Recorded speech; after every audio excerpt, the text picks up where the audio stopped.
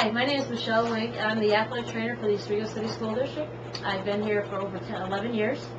My primary duties here include prevention of care of athletic injuries. I do assess injuries when they do occur. I cover all practices and games for the high school, which are JV and varsity levels, and then also the junior high, which is the modified and sometimes the freshman as well. So I do take care of them. In order to be an athletic trainer, you have to go through an accreditation program from a college or university. All right, it's usually about 4 years. It's usually a Bachelor of Science, and then after you obtain that degree, you'll be able to take that board of certification exam through the National Athletic Trainers Association, or NATA.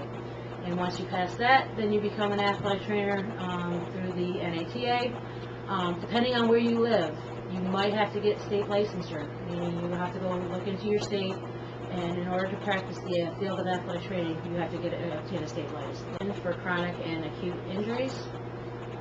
And I also perform record keeping. I have to keep an accident report or injury report on file for about 7 years, and I also have to do an end of season report for the school district so they know exactly what is going on.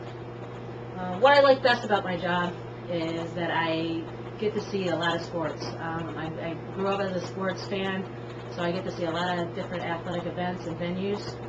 I like taking care of athletes. I like taking care of people. I mean, that's how I got into this position. In high school, I was an athlete, got injured, went to the physical therapy and said, hey, this is maybe my cup of tea. So that's how I got involved in that. And my job is very different every day. It's dynamic.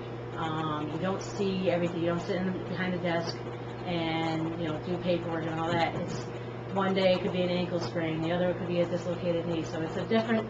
It ranges differently every day. So it's dynamic. I get to go inside and outside with certain athletic events. So that's a positive for me.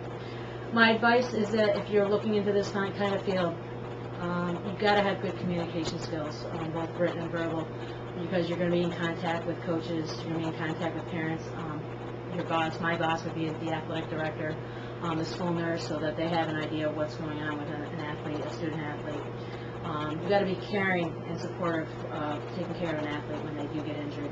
You've got to show some empathy, meaning you're going to have to say, hey, let's help them out with this injury.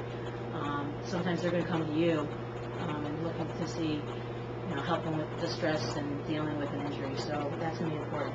You got to have a good sense of humor. Really important, I think. You got to have the ability to adapt.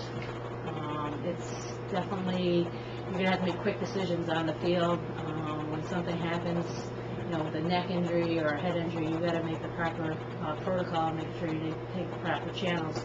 So you got to be really adaptive. It's not a 9-to-5 job. It's long hours.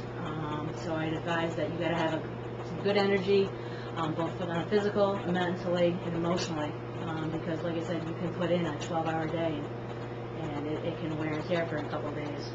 And first and foremost, every day is a new challenge, and you do deal with problems. You're going to have to deal with some things, some issues that athletes with injury and/or some counseling. They're going to look for somebody to talk to with certain issues. So you got to be prepared to prepared to take that challenge and look ahead and possibly refer them to somebody that specializes in problems such as that.